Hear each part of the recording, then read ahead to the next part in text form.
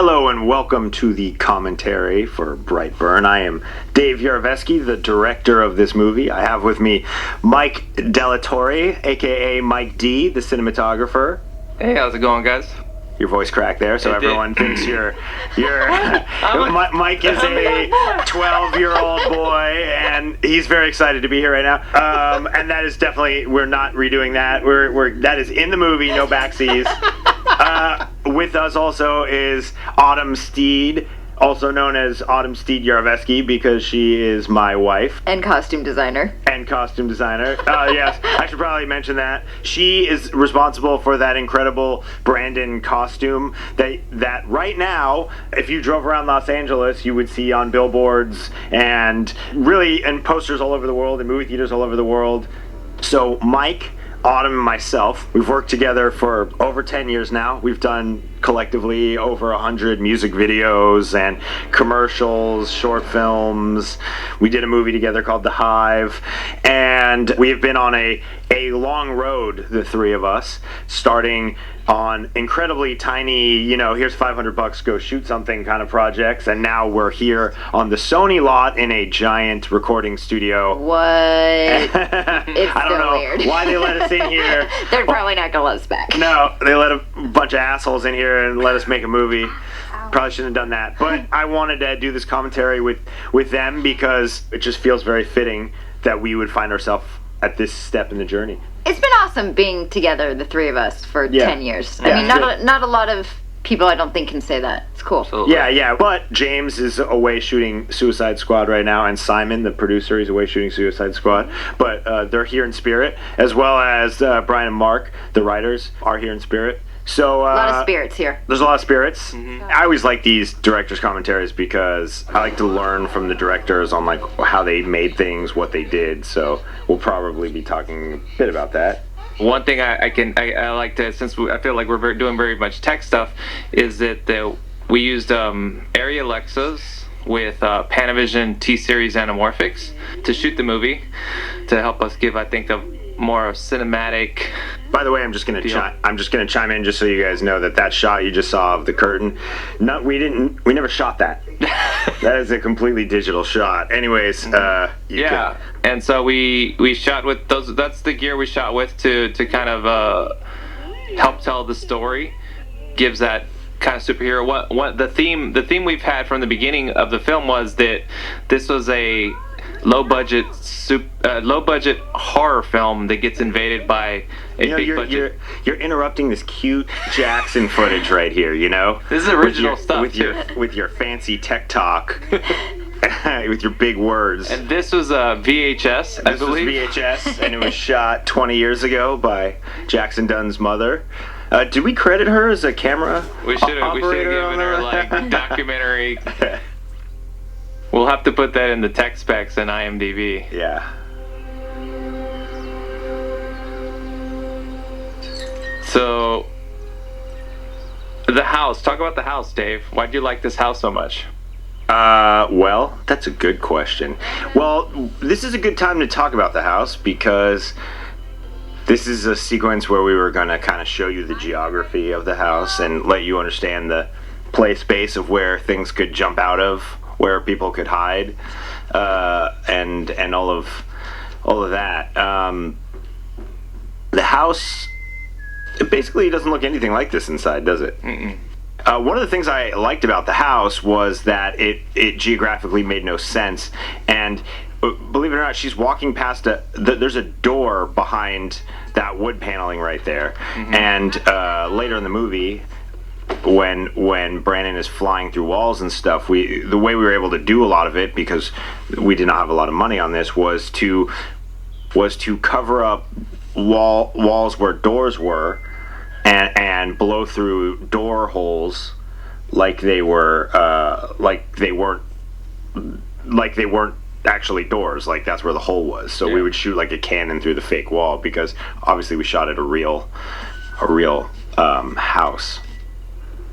A real old house. Yeah. And now this location, this farm is not at the house. This is a different location entirely. So anytime you see the two together, it's a digital stitch.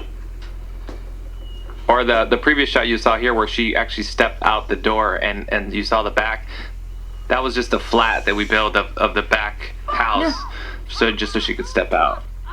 Wait a minute. Wait. No. There's something very important we need to talk about. Mm-hmm. Now, the volume is very low, but Autumn, I think I just heard you jump. No, you didn't. Yes, you just... Because you've seen this movie about 800 times at this point. You were there when we filmed it. I was listening to your conversation, not paying attention, and so it startled me.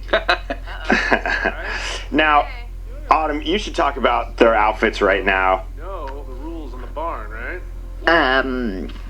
Yeah. That's fascinating. Oh God, I'm gonna be so good at You're super good at this. Look at those rocket ships on his bathrobe. Tell me about that. Yeah, we custom made that bathrobe. We originally made one that was covered in wasps. I don't know if you remember that one, but we ended up vetoing it because it would be too weird with that wasp cut right there. Yes, that's exactly right. And You know, I did not remember that, but that was a good note I gave you. Yeah, that would have been weird. It would have been weird. It would have been a little too much of the wasp thing. Yeah, I think people will probably read into the wasp thing enough already that if he was wearing wasps on top of that, it would have been... It's a little over the top. Yeah. The first time we tested the movie, we showed a bunch of our friends the movie, and someone was very disappointed that that he didn't turn into a giant wasp at the end of the movie. Oh. I thought it was going to be Wasp Man. He thought it was gonna. He thought, yes, Captain Wasp. We also made Caitlin's dinosaur overalls, which is one of my favorite pieces of clothing I've ever made in my life, and you can only see it for like this 10 seconds, which makes me sad. Yeah, but they were great though. They were great. They were great. Yeah. Oftentimes, I some of them. I stole them. Yeah, I'm actually wearing them D. right now. Oftentimes some of the great things that costume designers or production designers do on movies, you don't make it into the movie.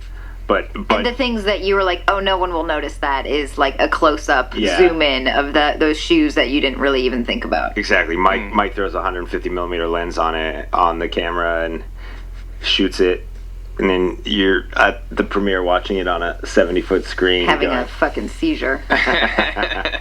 Hey, you can't. Can I cuss? No, you can't. You can't cuss. I can't cuss? No, of course not. Okay. This is rated R. I'll try. I'm just kidding. It's a rated R movie. Have you seen the movie? Have you seen the movie? People can watch. Just so you know, Autumn has just flipped me off.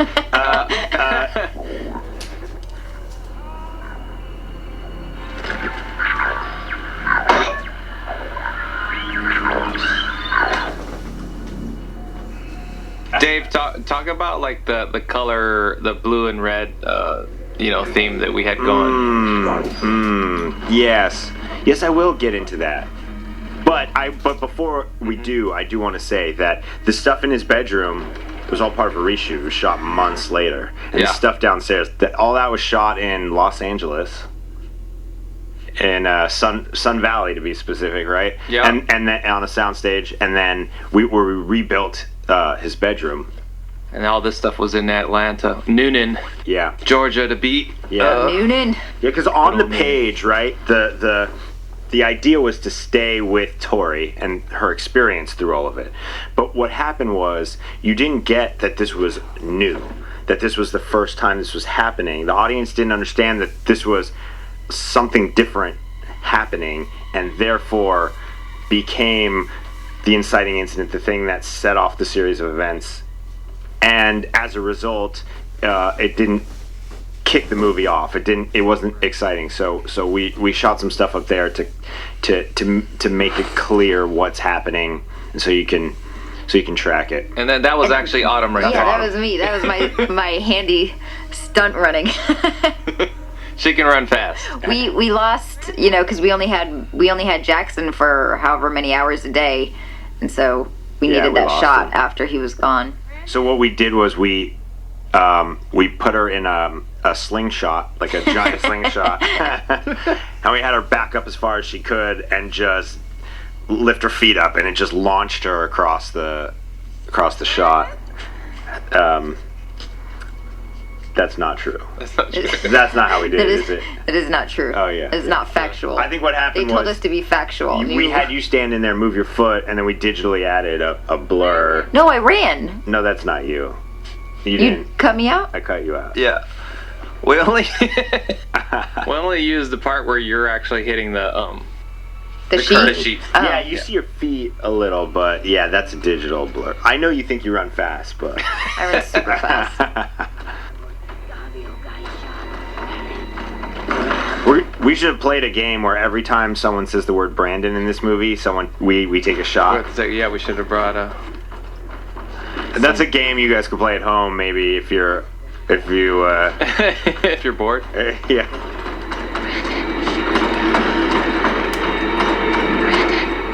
See how far you get. Yeah. Drink.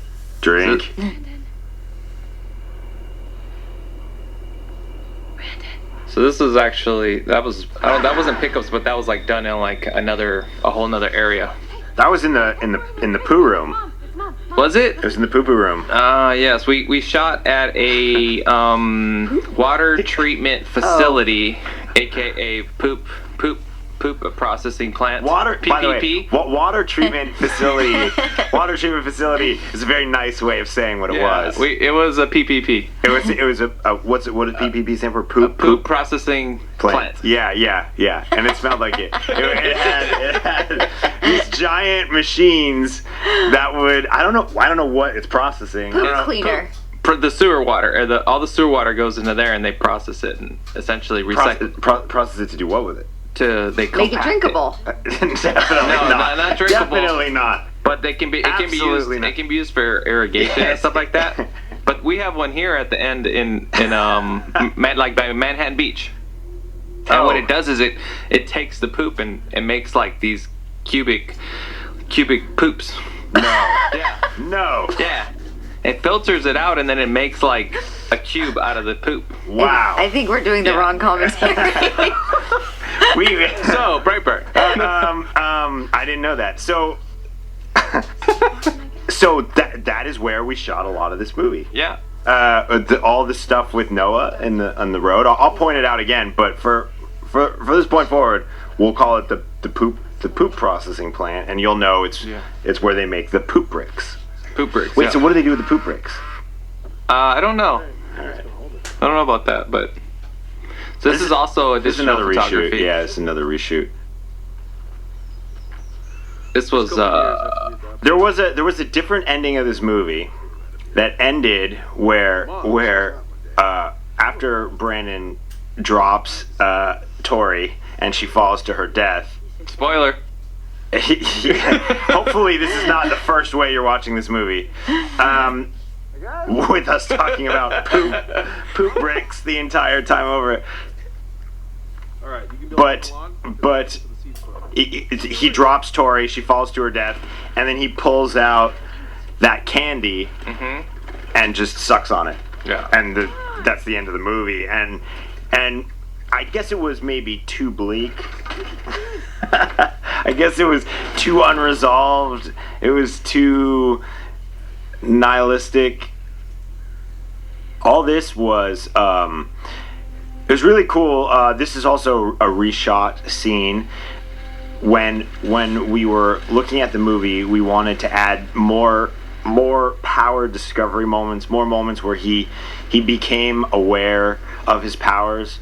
And Brian and Mark, the writers, came up with this scene, and they pitched it to us, and we were immediately into it. Like I think it's really works to do what we were trying to do. It was an interesting process, right? Because we were navigating a superhero and horror, and what an audience expectation is of a superhero horror movie. What is the story I wanted to tell is a superhero horror movie. Like how is that going to work, right? And so in the first iteration, it was much more purely Tori's POV, and Brandon was a bit more alien and a bit he was kind of consistently scarier. Yeah. And as we started cutting it, you know, we felt like the movie would be better if you saw a little bit more of the superhero beats, of him discovering his powers, of him learning about himself, things like that, And so some of these early reshoots are based on that. Yeah. Anyways, back to Poop Bricks. Well, this was actually at the diner. Yeah, this is in Georgia. We shot the movie in Georgia. Yeah. So a special guy deserves a very special present. This is Now, Autumn, maybe you should talk a little bit about color, because right now he has a red collar, but he's blue, and all his family is blue, and that sort of speaks to the color story, right? Yeah, well, we, starting it, wanted to, red represented the evil, the alienness of him, and so, when you first see him, he doesn't have any red, and as he gets eviler, we add more red, and so in that lawnmower scene, there's one little button that is red, that, maybe Tori changed out or whatever, and then in this one, he's getting even more, so we, had a little red on his collar, and then as the movie goes on, we just add more and more red. So when you see him in full red, he is really ready to fuck shit up. That's right. But then it got tricky because when we started working with the cape, those first couple outfits that we tried, I was like, oh shit, he can't really be wearing red while he's wearing a red mask and a red cape, because then he looks like shit. You have a potty mouth. Yeah. You have a filthy potty mouth. We're gonna get an NC-17 rating for the commentary. You say a lot of bad words. No, you're exactly right. We're telling this color story throughout the movie, where his Earth life is represented by blue, and the forces of his. It's funny that we're talking about this right now, because her dress actually has pink in it, which when we were doing the fittings was great. It was fine, but then after the color treatments, it reads red, which totally fucks our whole our whole color. Talking about. Yeah, the thing we are talking about right now. That is the thing that in color, I actually muted it more in the DI process and pushed it more away from red because it was redder. We're talking about those flowers because if you watch the movie, there's no red in the movie except for exactly where you want red to be, except for those flowers which sort of snuck through. They broke through. Well, they kind of broke in through. real life, they on the dress. It's pink. It doesn't read that red. Yes. But the truth is that it's not all red. There's a specific shade of red that's associated with Brandon, and we went through the entire movie with the colorist and made sure that I started calling it Brightburn Red, where it is this red, and so that isn't that red. So we're still within what's okay. But as you see, everyone's wearing blue, right? Because right now he like blue is his parents' love, is Earth, is like the things that is that life, and red is his alien life. The pod's red, the ship that he came in, is red. His cape is red. So everything red is of that. And so what Autumn is saying is that you can kind of track the evolution to some degree of his character and the indoctrination of like alien, doing the bidding of the aliens. With his clothes, with his outfits, watching it get redder and redder. But you're right, the more red, once he's wearing a cape and a hoodie, he couldn't also be wearing red. So we had to kind of, we had to navigate it carefully. Being this was the first movie that I had done that we were like, oh, we're going to do total color control, I learned that it is much more difficult to do that than initially thinking. Yes. Yeah, well, and that you basically have to custom make almost. I mean, you just have to custom make so much more. It limits your ability. Yeah, it limits the scope with which. I mean, there's only so many colors you can. Yeah, before you're like, okay, everyone's in some weird uniform color. Yeah, doesn't look real. Exactly, and Mike can talk to the fact that we actually, before we started shooting, Mike and I shot some tests. So just to the extent with which we controlled color on this. We shot tests and we went through and we dramatically reduced the green in our LUT.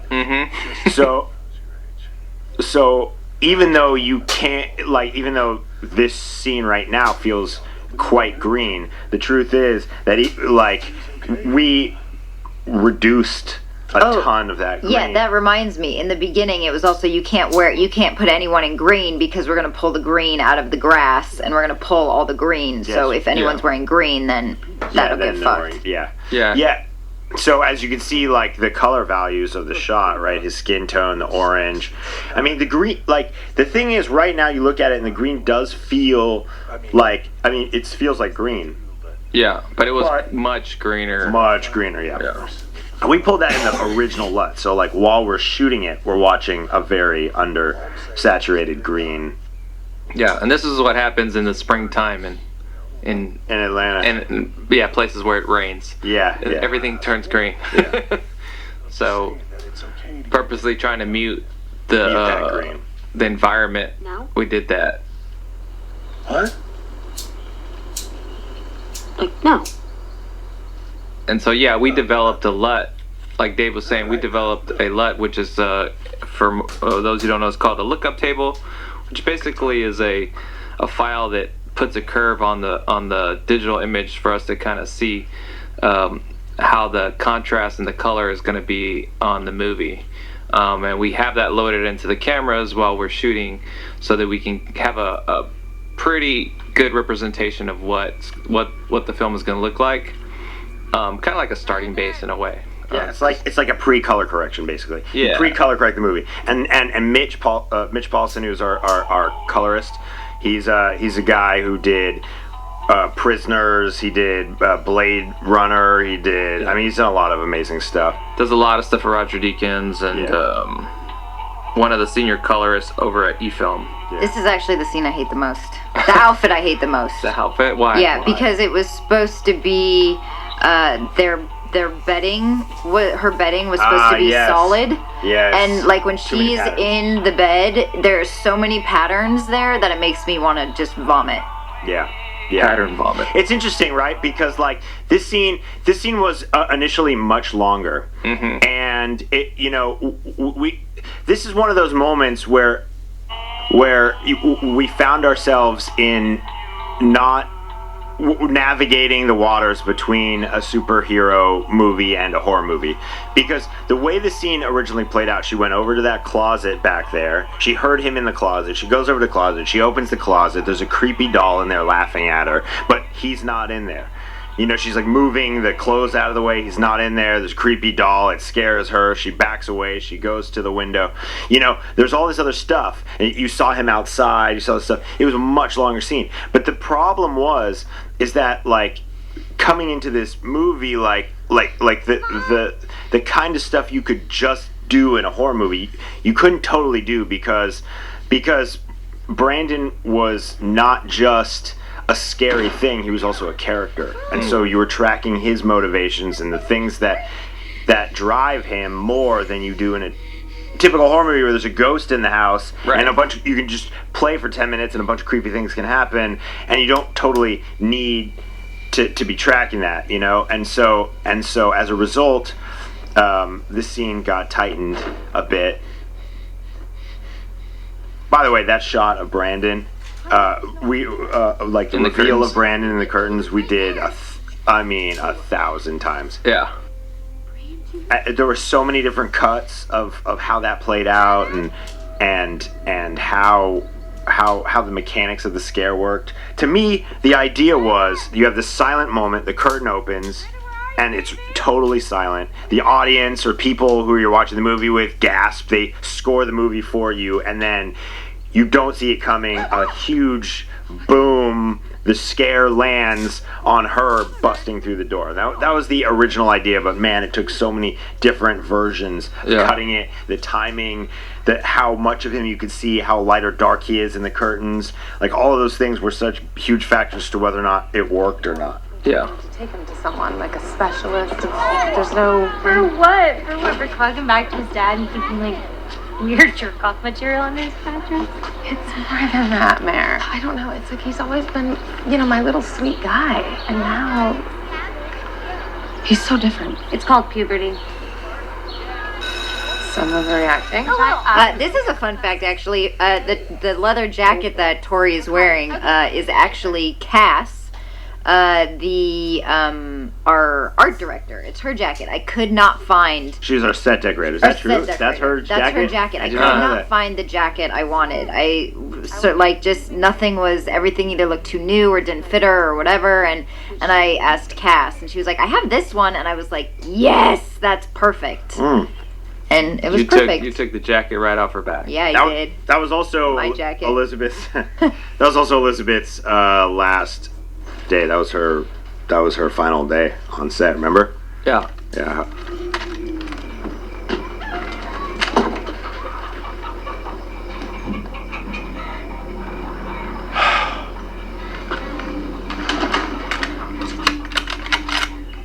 Fucking wolf.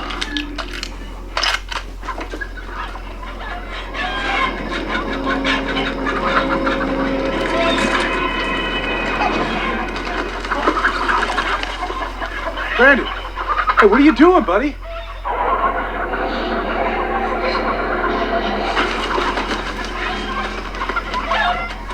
You know, we haven't talked about David enough. No, We haven't. David is amazing. David is.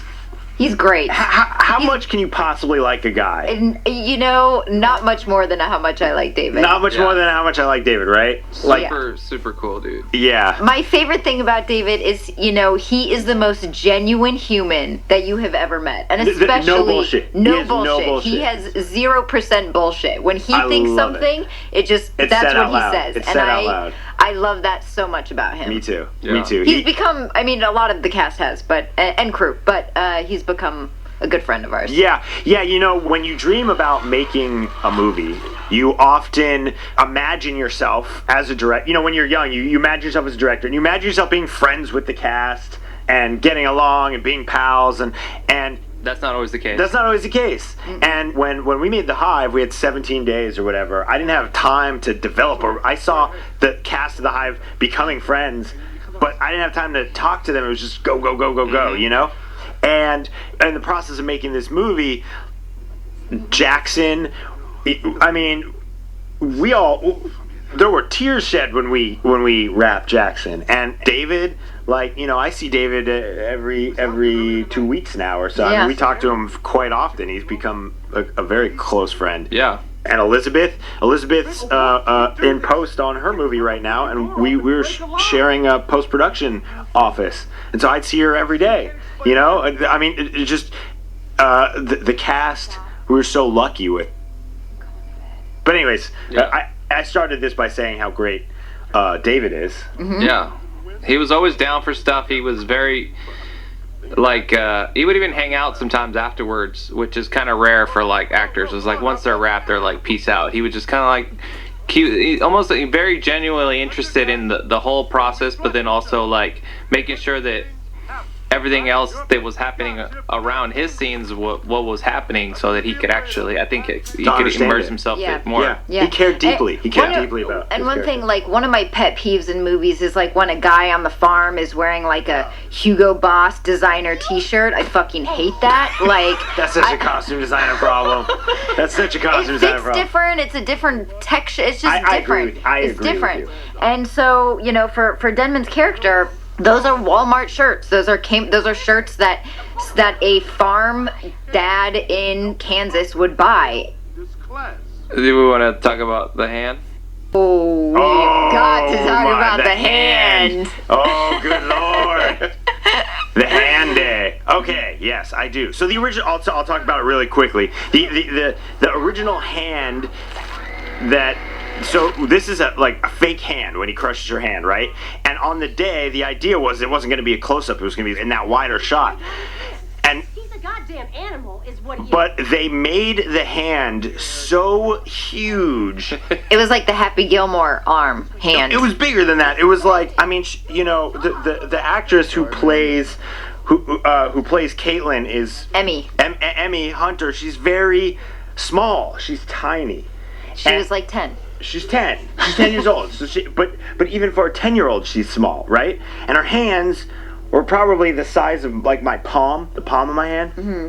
But the hand itself that they made was bigger than my hand. Yeah. So it looked like she had like the whole, the Incredible Hulk's arm. Well, and when they brought it out, when they pulled the arm out, I was like, holy shit.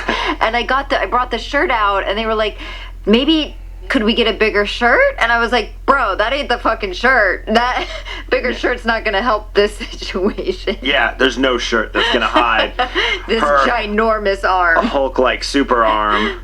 And that's where the moment where you take a chaotic moment and figure out how to like fix it and problem solving. Yeah, a lot of problems. Yeah, lot of problem chaos, solving. right? Because that was a very packed day. Yeah, right? very packed day. We started behind, and then we introduced this very complicated problem for ourselves. Yeah, no matter how fast you go, the minute you add some sort of special effect or visual effect or stunt, you've halted your production pretty dramatically. Yeah. And so if there's a hiccup in it, it hurts. Each time.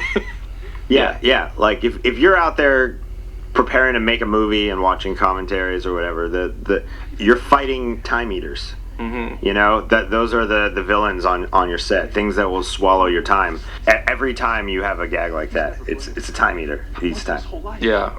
And then you just have to be ready to improvise and figure out how to make it work. Yeah. And then, like you said, sometimes you just have to scrap the idea. Yeah.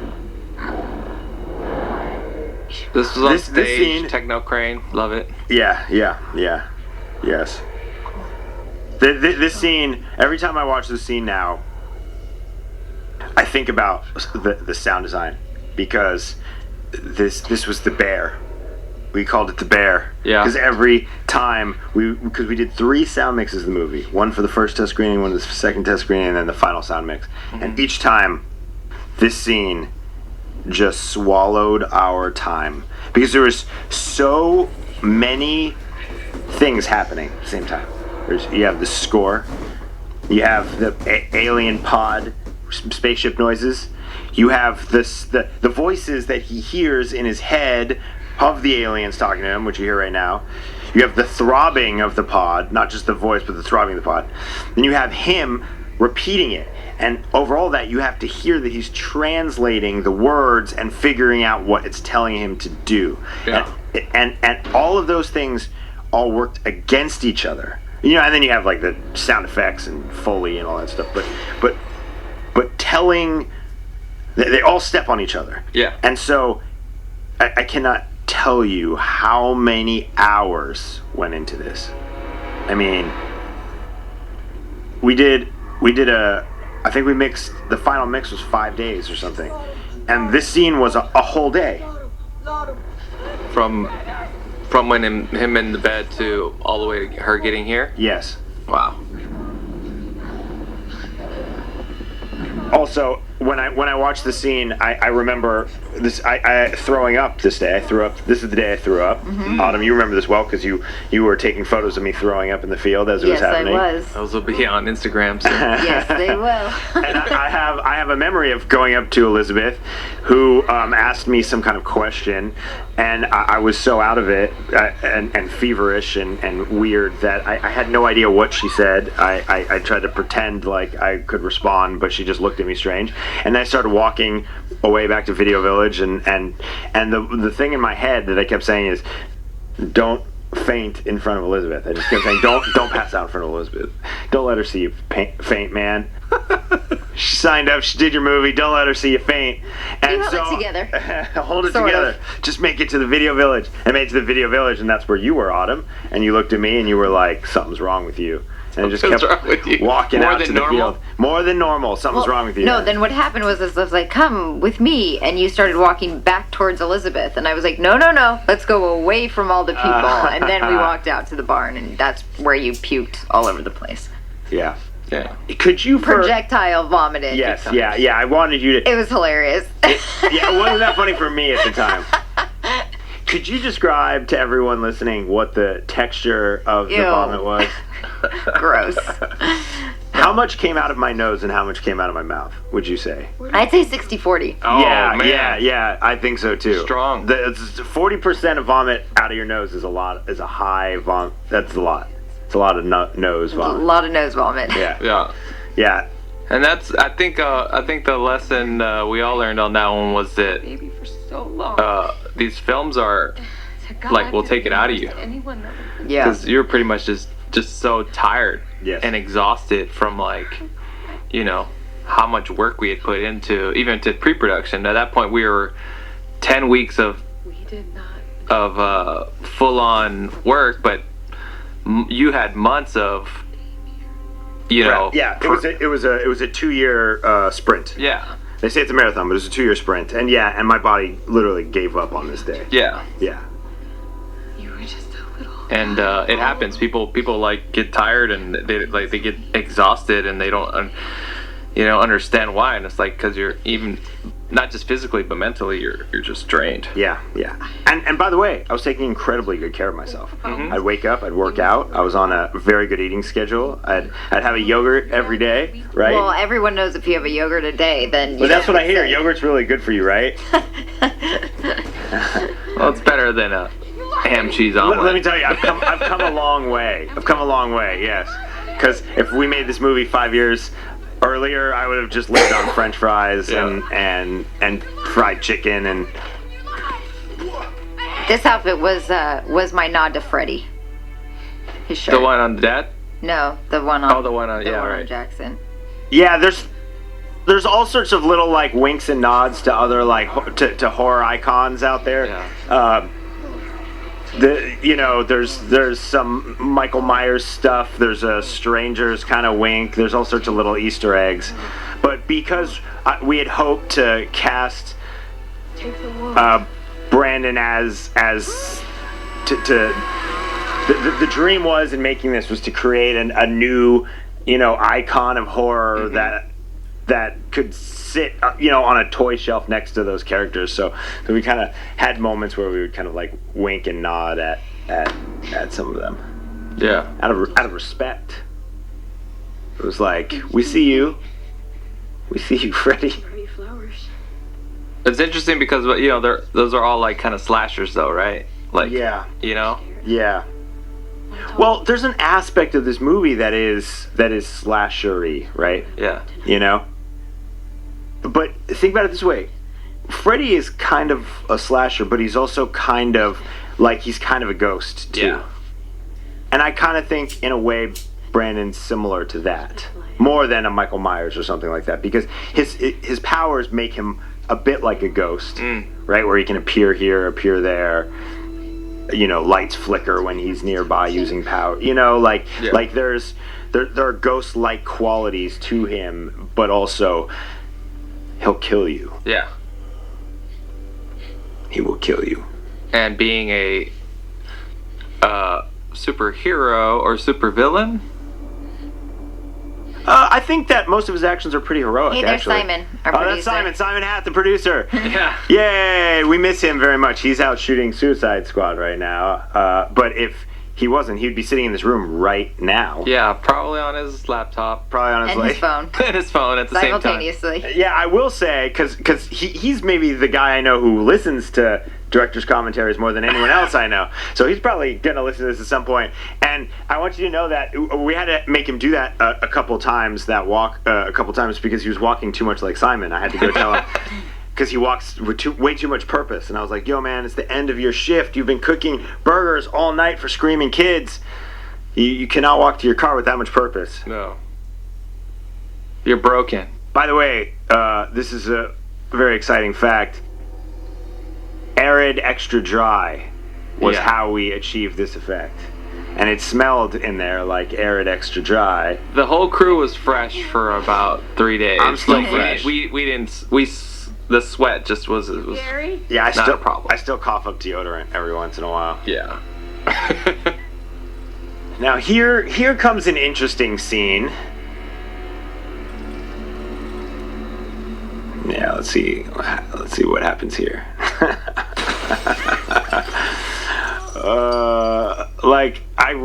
I love watching this scene in theater with people who don't know this scene is gonna happen. Yeah. Oh, that little eye move is great, isn't it?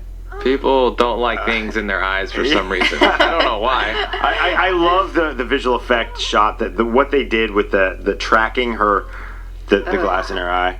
So that's a practical eye. It's a marriage of her head shot and then a dummy head with a piece of glass being pulled out of the eye, and we kind of married those two together. You know, there's been a lot of talk about the POV, the bloody eye POV. You know, oh really? Yeah, it gets brought up a lot. Like, people dig it. They respond to it, and it's funny because to me it seemed like a kind like I play a lot of video games. And when you get injured in a video game, often the screen will get red. You know, like someone comes over and stabs you. The corners of the screen start to get bloodshot or something. And so all of it, you know, seems like a pretty obvious thing to me. But I guess it's not been kind of used like this before, and really seeing it in that way, I think, kind of changed what it meant, because I guess in a game, it's not like characters come up and stab you in the eye and then obscure your vision, so it is a bit more specific, but that was the thinking in my mind. Was I actually think it started, James started first saying something like if you're gonna shoot a POV, her vision should be like messed up, right? Like how could she, you know, and so we started exploring what that would look like, and Trickster, our visual effects company, came up with some really cool designs. Because if you actually look carefully at it, there's like liquid in it, like the. Oh yeah, nice. Moving around. Yeah. Boom. that was a composite shot of like maybe 4 separate shots to get that, you know. Yeah. Her, then the door, then the curtains, and him in the back. And yeah, he hits the plastic curtains. Yeah, which is kind of a subtle thing, but I think it adds to the intensity, because he's exploding through something. And yeah, he's essentially a digital character in that moment. Anytime he's moving like that or flying, he is a digital character, and that was pretty ambitious for a movie of this scale to have a digital character moving like that. It was it's expensive. It's expensive to have. Apparently, it's expensive to have a CG character in your movie. Any calls or texts? That's correct. This was the last place she was seen. Autumn, would you like to talk about these outfits right here? Well, most of them are just boring old sheriff outfits. You know what? Except for Deaver, his coat. I had found a vintage coat that I really I love small town sheriff outfits, like especially like, you know. That's a weird thing to love. Yeah. Is it? That's a weird thing to love. Yeah, you're definitely a costume designer. Oh, well, they're always so like I don't know, just like. I don't know. They have a history to them. Yeah, they're sort of like cowboyish mixed with like. I don't know. I've just always tell a story. Yeah, I just always, and they're always like gritty, and I don't know. I like them. Yeah. And I found this vintage coat that I really liked, but obviously I couldn't use it because we needed doubles and stunts and all that stuff. So we basically recreated his coat, and I like it a lot. That's all. Talk about this little guy right here. What's his name? You talking about Jackson? Yeah. Oh, this dude. Oh, this is actually my least. This is sort of where this outfit. Thanks for pointing this out, like right now, Mike, for the outfit I like the least. You like this outfit the least? Well, it's not that I don't like it, but it definitely breaks our color rule. In that I wish we could have gotten red. Like, he's wearing red shoes, but because you don't. Yes, but see. Yes, you don't see his shoes. I just wish I would have got some more red somewhere in this outfit. Right, but this outfit was designed to be worn in the very with that mask and cape. Yes, with the later mask tonight and cape. He will be wearing the mask and cape, and that will be the red. Yeah, but yes, and I understand what you're saying. All his outfits are very, you know, like before he puts on the mask and cape, sort of have the nod to like either a superhero or a serial killer. What an outfit is. I was always trying to represent one or the other at any given moment. Right. Interesting. So we've passed the moment, but the way I always approached this movie, me personally, was that the first half of the movie was, you know, a possession movie. That it's about a normal family, a normal boy, and there's a object calling. There's a magical object, an object of power that's calling to him, changing him, having him do things, making him act different. He's starting to act strange. That's all the kind of possession movie things, right? Yeah. But then once he discovers the pod, his origin, he's indoctrinated into the alien way of looking at things, that he's here to take the world, and now starts a new phase of the movie, which is really more of a slasher, more of that ghost slasher hybrid thing that we were just talking about. So that is the phase of the movie that we're in now, where people are going to start to pay dearly for what they've done in very violent ways. James, this is the shot that James just like he attached himself to from very early on. Oh yeah? Yeah, like he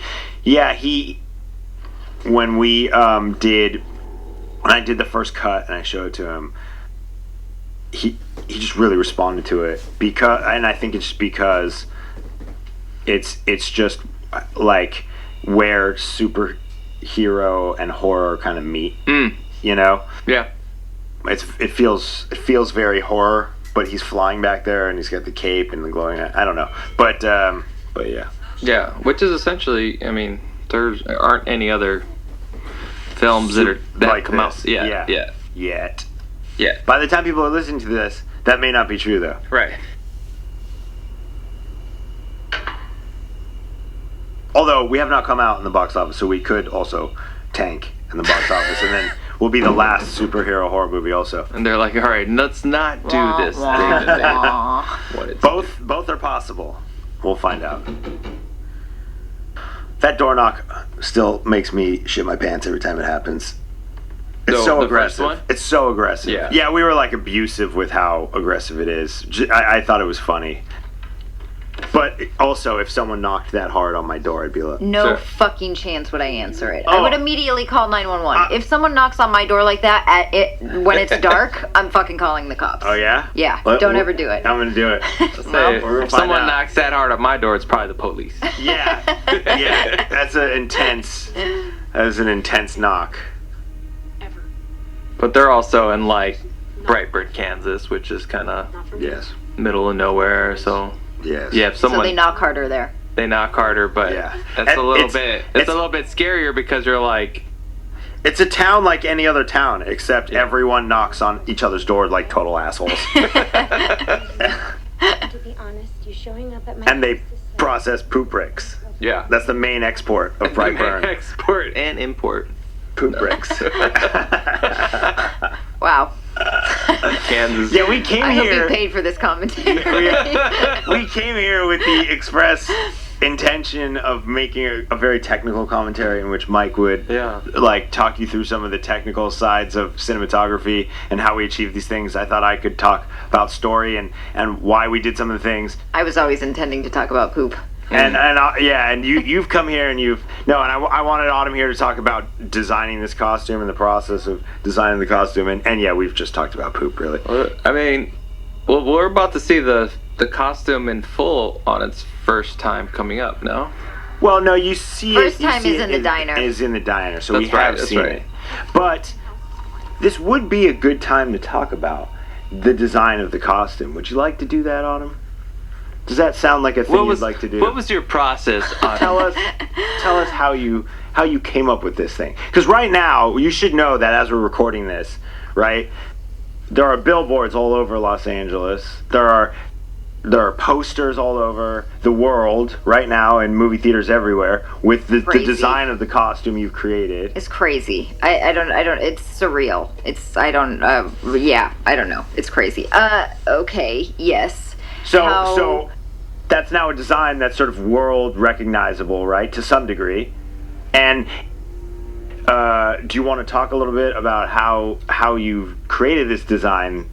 You know? Yeah, that's what I was brought here for, right? Let's see if I can execute that. Well, you know, before we even technically got into pre-production, me and my seamstress Faith, who I've worked with for almost 10 years as well, were in our guest house just banging out different iterations of like capes and masks and, you know, what we thought would look cool. And well, I'm going to interrupt you for a second. I'm just going to say what really I think started it was you and I were on some computers and we were looking at pictures, like vintage pictures of kids in homemade costumes and how scary they looked. Are terrifying. Kids with just like bags on their head and stuff, photoshopped from like, I don't know, the 60s. They were black and white and... Well, some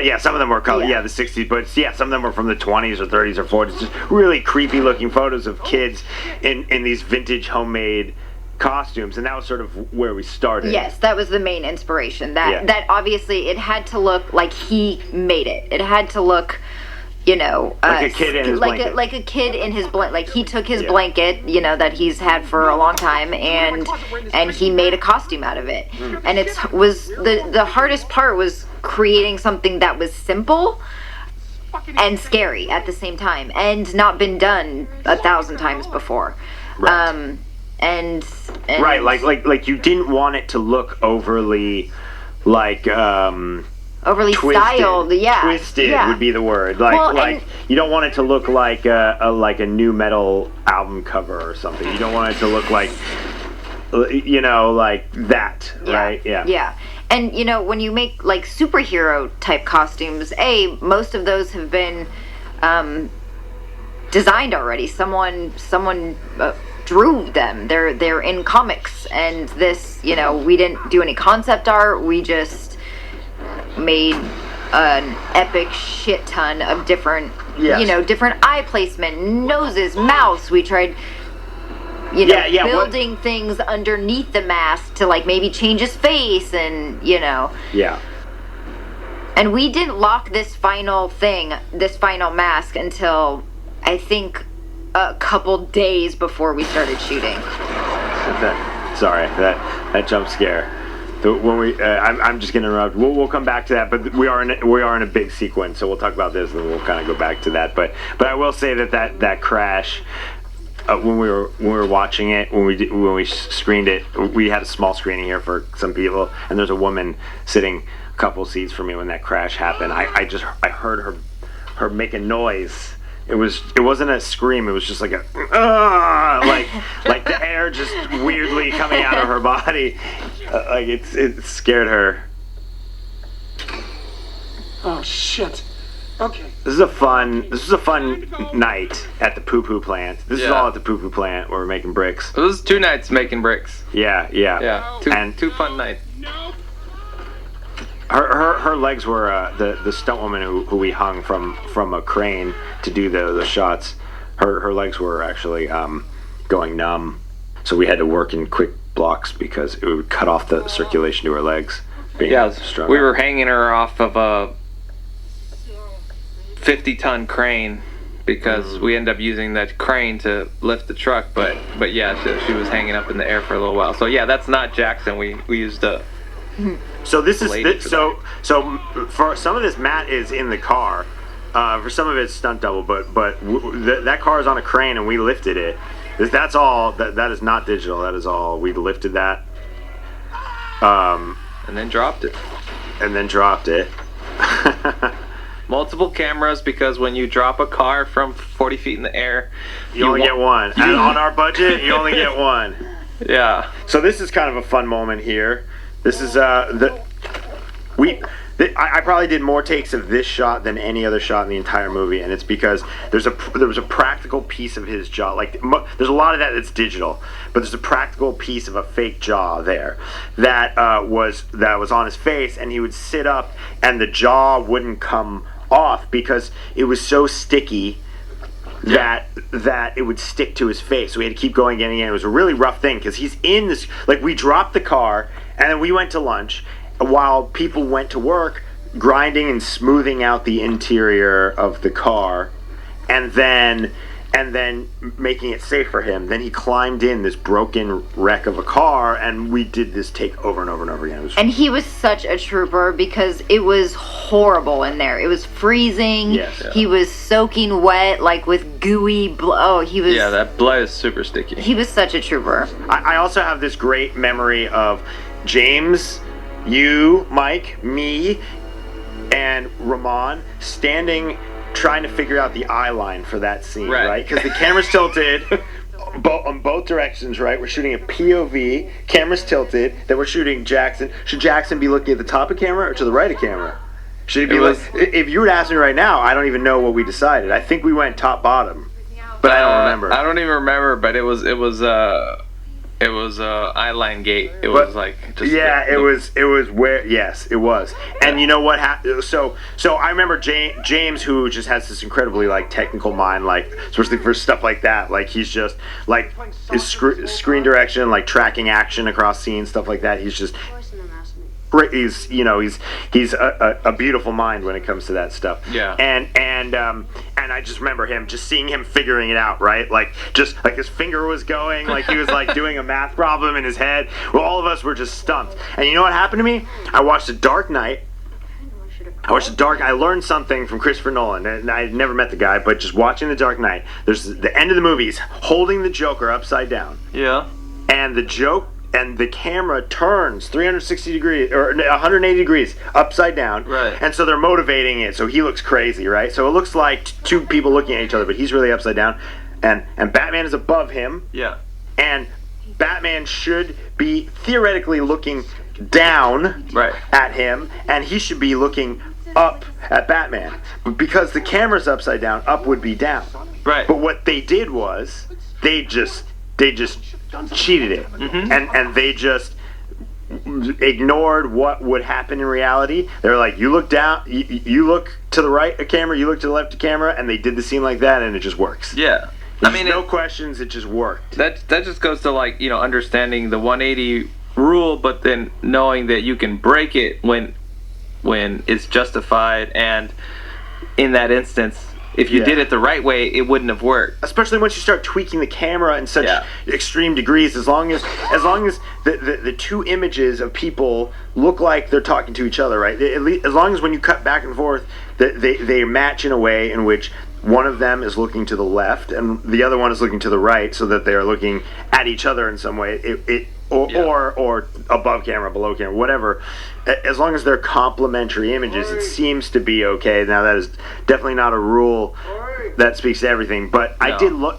It did, when I saw that, I laughed, and I, in my head, imagined Christopher Nolan and his cinematographer standing there trying to work out the 180 and how to deal with that scene. And I know for sure that's what they were doing, you know?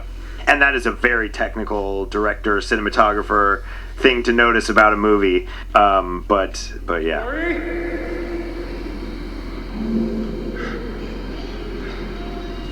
This is the first time we see the pod. Nope.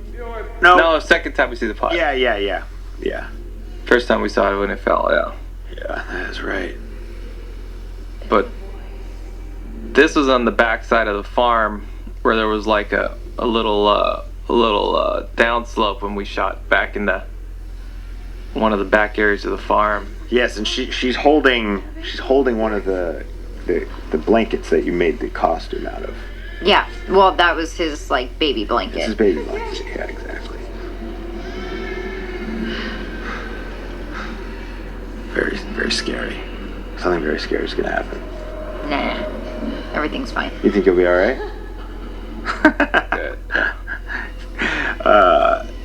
I love seeing Autumn jump to things in this movie that she's seen 1,000 times before. That anyway. So, by the way, very important. That's my mom in the background there. She's hugging. She's laughing hysterically, actually. She's a little camera shy. She's a little camera shy, so she ended up burying her head in her boyfriend's shoulder. They found him on. And she was so worried that she was like gonna ruin the scene. Well, she got for one of the takes, might not be the take you used, but she got the giggles, and she couldn't lock it up, and a lot of the crew thought she was actually crying. Thought she really got into some like method acting. Yeah. Oh wow. But so that's her back there With Raffi. Her and Raffi they're just hanging out back there. But anyways, I wanted to circle back to you with that costume because so much of this is the costume. By the way, we started calling the costume, the code name for the costume on set was SMEVA, single most important visual aspect, because I always believed that the marketing campaign of this movie, that so much of this movie would be tied up in that costume and the look of the costume. And if Brandon looks scary. So not just the costume, the way it's lit. You know, we did a lot of tests where Mike and Autumn and Yeah, I mean, from the beginning, you were obsessed with a mask and a cape, and every single person was against you. I was like, I don't know, is that going to be scary? Like, I don't know. And, the whole time was you would be like, we have to get this, or they're not going to give me the mask and cape. Like, and so there was obviously the pressure of like the costume designer, and that I definitely want to get the director the thing that he's wanting and do it really well, but also like I want my husband to get what he wants. Well, good job. And I'm glad you did. But it's also, if you think about it, it's a great mix between the superhero being the cape and the horror being the mask. The mask, yeah. Yeah, that is the idea. And we did tests months before we started shooting, and multiple times with different material, different styles. Yeah, and I mean, James, what we would do is we'd find like a way to shoot it where it's just at the right angle, lit exactly right, and we were like, look, it looks scary. But James was like, it has to. He kept pushing us. It has to be scary. Anyway, but also practical. Well, and also practical. Like, how does it move? Knowing full well that we would never really see that. Like, anytime that cape moved. By the way, I just want to pause that totally failed. Like, no one has ever noticed. But like, he was not supposed to go through. That's another instance in which there's a door where there shouldn't have been a door. So we built something to break there, and Brandon would fly through there later. So you see the hinges. There's literally a door. It's a doorway. It's a mudroom in the other side. Yeah, that's been covered the whole time by a cabinet. The idea was he was just supposed to break the cabinet, but he's such a big guy. He was like 6. How tall is he? 6'5"? I think 6. Yeah, he's 6'5", 6'4". It's just the velocity of him flying back like that. He just took down he took the wall with him. So anyways, later on when we shoot Brandon flying through the house, we just boarded it up and acted, because we didn't have time or money to reset. Yeah. So we just had to pretend like Tori boarded up the hole at some point so that he had something to fly through later. Sorry, I keep interrupting you, but all these important moments are happening. There's just a lot. There's a lot to discuss. There's a lot to discuss. Not a lot of time. We're gonna need about 17 more of these commentaries. Yeah. I wanted to apologize. There was an outtake of this scene that I always thought was funny. We had to lose it because him walking around. Yeah, funny wasn't the way to do it, but I kept telling Jackson to don't let him out of the room, just puff up and just block him, and David was so great about. I loved the version of that scene. Cowering from him and being like, "Thank you," and just the power dynamic just shifted in the family. But it was too funny. It was too comedic. Look how the movie's become so serious and the stakes are so real. But it was a really funny scene. You let him drive. And now you are trying to take out your guilt on our 12-year-old son. Babe. You are making a hard situation impossible. Babe, we've got to do something. If we don't, more people are going to get hurt. Believe it or not, one of the toughest parts of the movie was tracking Tori's relationship with her son and withholding the reveal, the shift until until Deaver comes and shows her that photograph. Yeah. But at the same time, not having her come off weak or stupid. You know what I mean? Like, you don't want any of those things. Like, you want to be with her. You want to get why she can root for her son. For me, when I read the script that Brian and Mark wrote, like, I saw a nugget in it that was about a mother who believes her kid is special, and I related it to my own mother and the stuff that happened with me growing up, just being a weirdo, obsessed with horror movies, and kids were scared of me. She had to keep going around saying, no, he's not a weirdo, he's special, he's unique, he's creative, but he's harmless. Right. And, you know, all the stuff that she's doing, except she's wrong. But so this movie to me was a way, a love letter to my mom, who did all those things for me so that I could make movies like this, and in a way torture people in my own way, which is, you know, making them watch very scary things. But and actually at the beginning of the movie, James, Mark, Brian, Simon, I believe, like all of us on the books, on the fertility books, the authors of the books, their last names are our mother's maiden names. Oh, cool. So it's like the second shot in the movie that starts with the exterior and then it cuts to those books. Nice. And as a kind of as a love note to all of our moms, awesome. Because this movie is really about the relationship between mother and son. And anyways, nice.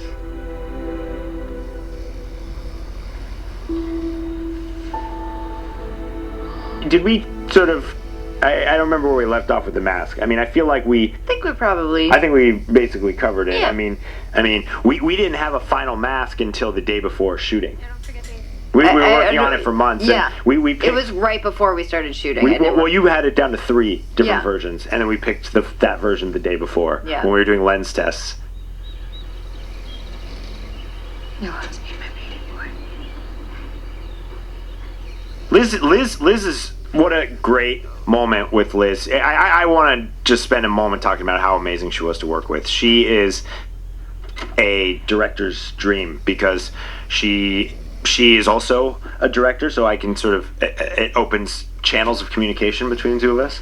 She was always prepared. She was always up for it. You know, in the scene sequence coming up, you know, she's hanging out of a window. We hung her out of that window. She let us do it, you know, and I didn't know that she was going to let us do it. I had to go point to the window and be like, so we want to strap you to that by a wire, you know, and she was really great.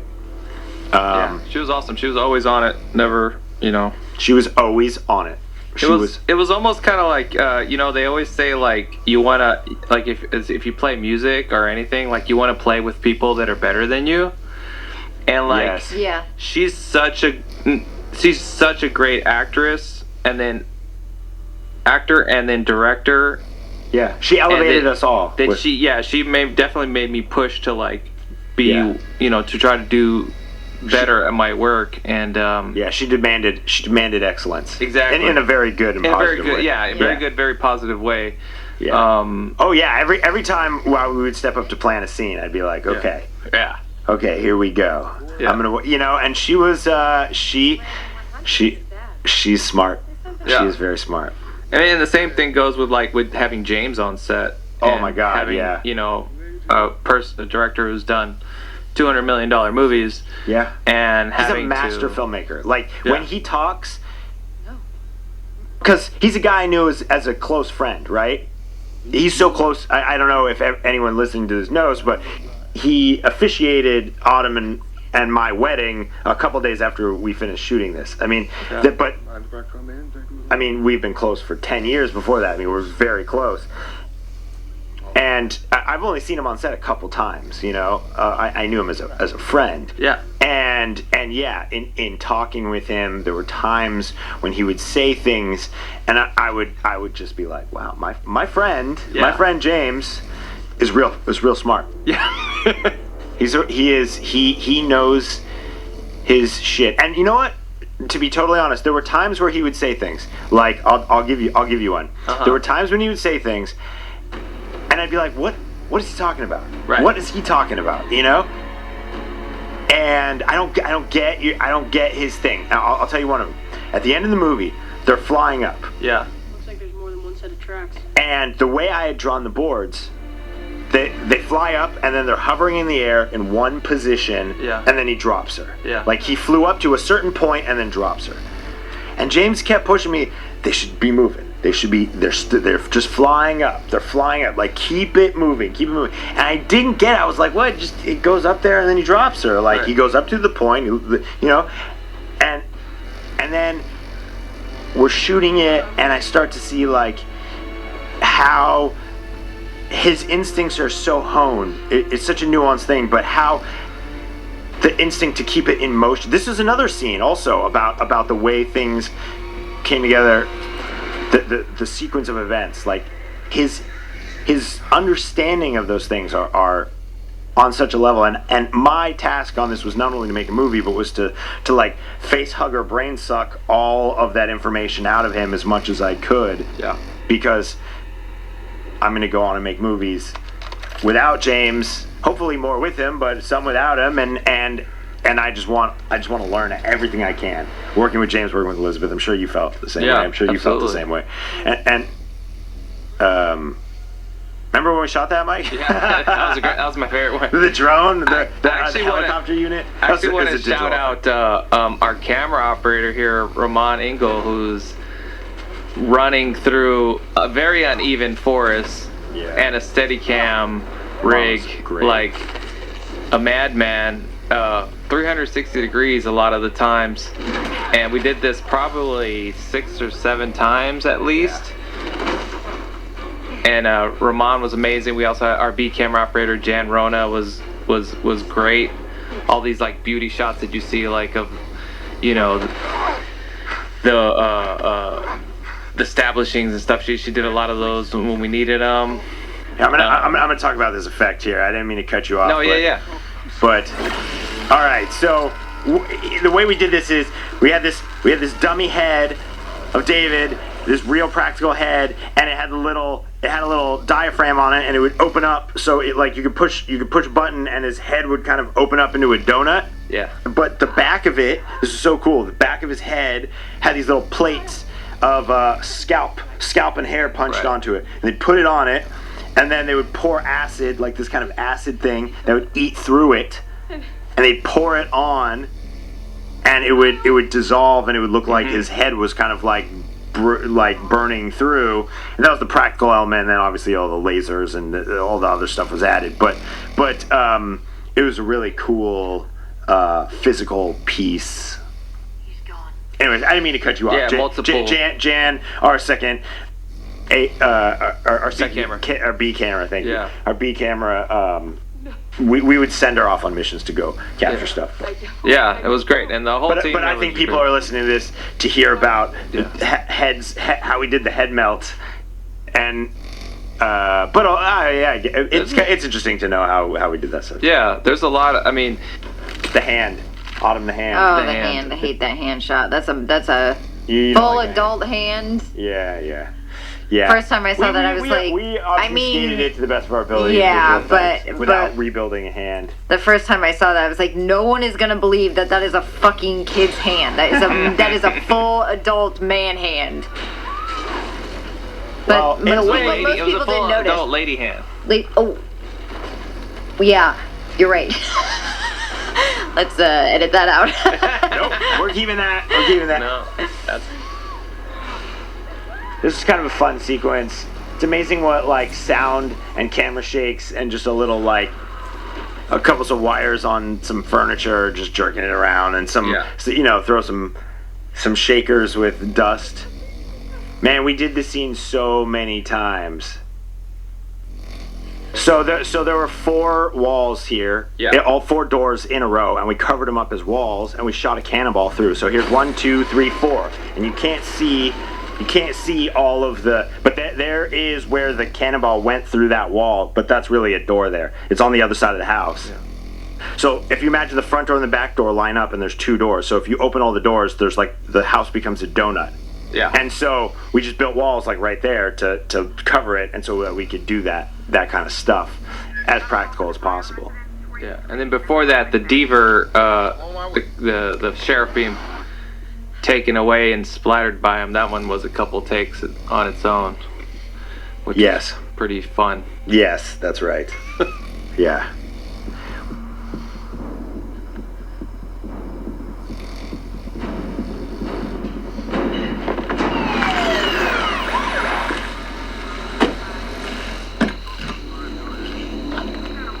What the fuck?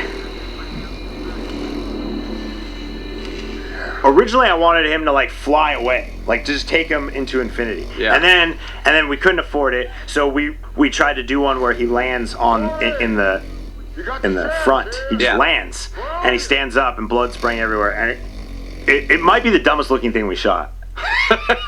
Like for real, it might be the dumbest looking thing we shot. Like it looked so bad, and we're all on the day shooting it. And we're all looking at each other like this is a problem. Yeah. And so we got in the editing room, and I offered this solution to just paint him out and just make it a bloody mess, and that's, which really worked. It really worked. So sometimes there are digital solutions. Yeah. Request for backup at the Breyer residence. Immediate help. Number 217 in process route 9. Requesting backup. I repeat, I need backup. Come in. Repeat, I have a 217 in progress at the Breyer residence. I need backup immediately. This might be my favorite shot in the whole movie. The sideways shot? Yeah, this might be my favorite thing. And this was an example of James and my like collaborating in a really cool way, you know, because I had all these boards. I walked him through the boards of how I want to do the scene, and he was like, you should get them in the same shot somehow. You should get them in the same shot. You know, he talked about like reflection and whatever, and I was like, what if we twist the camera like this, because I'm doing all this stuff like that. What if we twist the camera long ways like this, and we're under there with her, and we see her face, and we see the thing, and like we think that we're just gonna hear the death, and he shoots up. You know, and it really came together as this cool, like, back and forth between me and him, and it just ended up being one of my favorite shots. And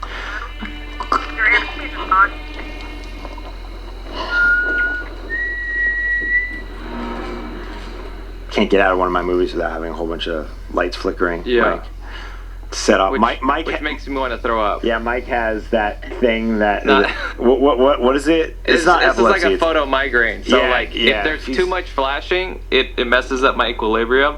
So then I get seasick. If Simon was here, he would tell you this was the worst night of his life. Yeah, Simon wanted to end it.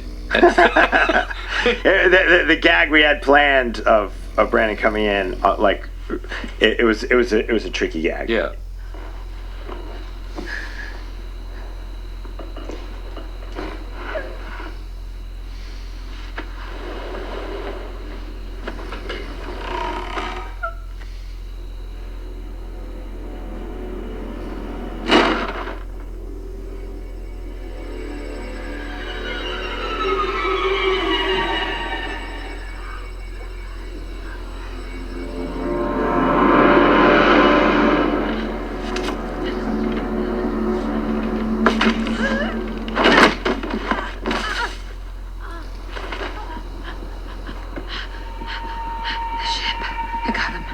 So this shows a good stitch of us coming off of the actual house and then going onto the barn. But the even bigger thing is that house is not there. Yeah. Right. So we painted all that stuff is digital. She's running through a big empty field. And then here's an interesting thing on this. So because when you shoot with kids, you can't have them for very long, and especially into the night. And shooting a horror film at night makes that very difficult. So we ended up having this whole barn. We ended up tenting it so that we could shoot through the day with Jackson and make it look like night, so that we could use him up until midnight, which I think was his hard out, which is insane because to put 20 by 20 solids all around this giant, it must have been like a 50-yard barn, was quite the feat for our grip team. That's fascinating. Yeah. That's why people bought the DVD. Exactly. They want to know how he tented the like this whole freaking barn is tented. Yeah. By the way, I said DVD also. Oh yeah, Blu-ray. I'm old-fashioned, I guess. I just download things on Apple TV. I pay for them and I download them. Brandon! Where are you, baby? Brandon!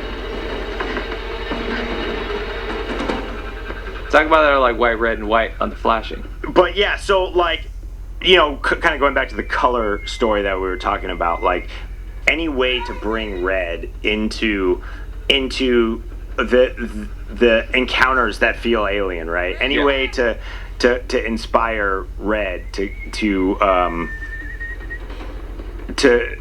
color the world. Also, there was a version, Autumn, do you remember this? There was a version for a while where she had a night vision scope with her. Yeah. And it was we did test it with red night vision scopes. Because I found that there are red night vision scopes. Look at this. This is the final stage of Smeeva. He looks great, right? Yeah. Look how cool. I love that it's all ripped up because he's been crashing through. I really like your design here for where the Smeeva gets to. How it's all dirty. He's smashed through several. He's smashed through the forest. He's smashed through walls. What did you call the thing that he's wearing? Murder? His murderalls. Murderalls. This outfit was, you know, it's actually tricky because he goes in the hunting with his dad and he's wearing his, you know, his jacket and his hunting stuff over this, but because in the edit we lost the moment where he unzips that, it sort of looks like he changes, but he doesn't. He's wearing this under that jacket. And sort of, we called these. No one thought that. So no one tracked that. No one tracked that. Okay. I'm glad no one. But the murderalls. But the murderalls over there is sort of my nod to Michael Myers. You know, I just liked slasher movies. Slasher movies, yeah. Mm-hmm. Yeah, I liked the idea of him wearing his, which is sort of like childlike. Those are murderalls. Yeah, of course.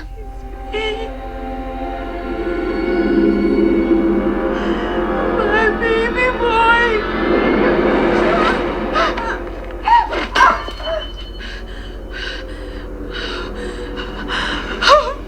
Brandon, I'm sorry. Oh, Brandon!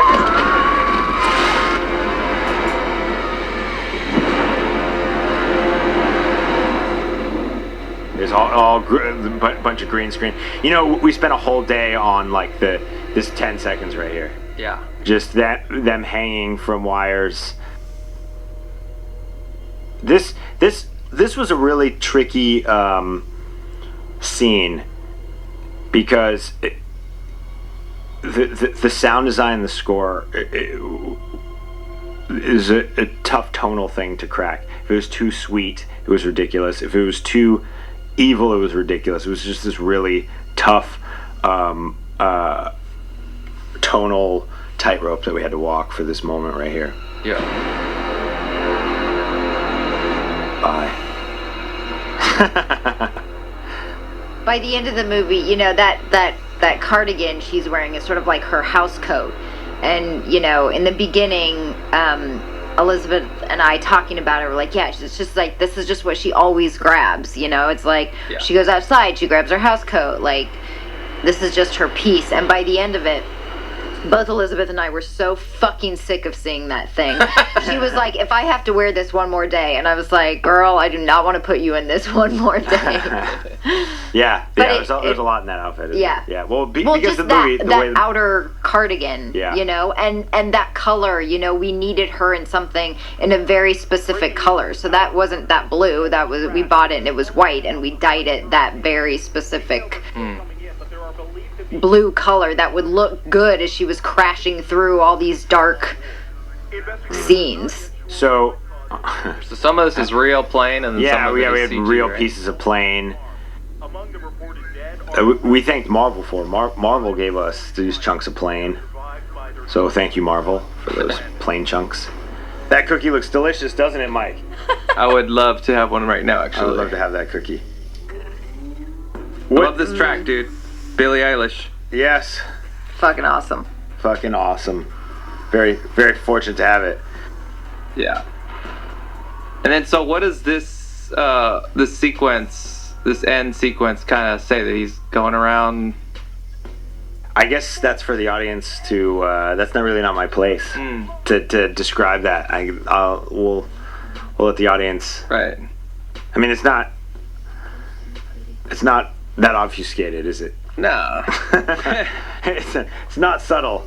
What I love about this is I can actually see Michael Rooker actually having a YouTube channel that would have millions of subscribers. And Brendan Weiff did that Witch Woman drawing, and it sort of looks like you could just like it was torn out of a history book on witches and occultism, and so I thought that was really cool. And Brendan did all the drawings in the book, like all of Brandon's drawings, and he did all the drawings in the Hive, and he drew our wedding invitation. He drew our wedding invitation. He draws everything we need him to. Yeah, there's art on our wall that is his. Yeah. He's gonna be very excited when he doesn't listen to this. Well, maybe someone will tell him. We'll tell him to listen for his name. And he'll have to wait till the end credits. Yeah. He's gonna be like, man, I had to listen to all that just to hear. Yeah, a lot of poo plant talk. Making bricks. Making bricks. But I think that's Is that gonna be our new code for when we have to poop? Making bricks. We can do that. If that's. Yeah, I gotta go make some bricks. God. No. Oh, good lord. No. No, that's not the code. That's not the Pick code. another code, please. Absolutely not. My code on set, so that everyone knows, and this is a great place to end. My code on set with my assistant was I would say to her, I'm going to do rewrites. Right. Rewrite poop. Get it? Okay. Yeah, I think they get it. No, but I would say, but obviously. I'm not the writer, so me doing rewrites was very clear code that I had important business to handle. Go on. Say poop. Poop. Yeah, there it is. That was the important business. The thing that this is some director advice. There's a lot of directors listen, right? Of future directors, and this is the advice I'll give. And this is advice no one else will tell you. Okay, when you're making an indie movie. Yeah. If you have to poop, the entire set shuts down. They wait for you. It's awful. As the DP, also, yes. It's the worst. It's feeling. the worst. And I could not poop on the Hive. Like I could not poop on that. If I pooped on the Hive, I lost a scene because we shot that movie in 17 days. It's like that scene you love. It's gone. You pooped. So that is 1,000,000% true. So there was no pooping allowed on the Hive at all. And this movie was very like we were moving quite fast. Well, if you want to direct a movie, right, and your first movie isn't $100 million movie, you have a small movie. Yeah. Use the restroom before you get to set. Yo, find your way, right? Yeah. But you do not get to poop. Poop before work. Poop before work. Poop after work. I would hate. There were times where I would go to the restroom. Advice, right? It's great advice because listen, it's real. People don't understand how bad it is. I would go to the restroom and there would be a PA outside of the restroom. Oh yeah. And they'd be like, Mike's on his way back to set. Yeah, and you're like, no, I'm not even wiping yet. God, you Don't guys announce my poop. don't. It's so embarrassing. Yeah, you're like, come on. Oh, Can I have 2 minutes apiece? Oh man, on the next one, I'm gonna catch you both. I'm gonna stand outside that door, Mike. Knock on the door like Brandon does to Meredith. Just boom, boom, boom, boom, boom. Yeah, they need you on set right now. Emergency. Yeah. No. But for real, that is some director advice no one will ever tell you. No. But there's a pooping problem with being a director. And a DP. And a DP. Like any costume I designer. don't have that problem. I can poop when I want. Poop anytime. Yeah, she was. Yeah. Not a problem. Well, they kind of do their thing, right? We don't even know what happened. Our main costume job has to be made. is most if if things have gone right, and obviously there's shit that happens on set, but for the most part, once you start shooting, my job is mostly done. Yes. Right. So you spend most days just pooping. Just pooping. Just making bricks. Oh, Very boy. cool. Well, I think we've reached the end. Yes, of I think we've nailed it. I look forward to Sony Legal. Because I think they write out everything we say. Guys, they may not give us another movie. This might be it. This might be our last one. From what I understand, they will write out everything that we say, and we will have a document. Poop. So, I'm very excited to read that last portion. Anyways, does anyone else have, because we have, I don't know, a couple seconds left here. Does anyone else have any other advice for an up-and-coming filmmaker who has decided to listen to this commentary till the very end? Let's save like the best nugget for right now. Go.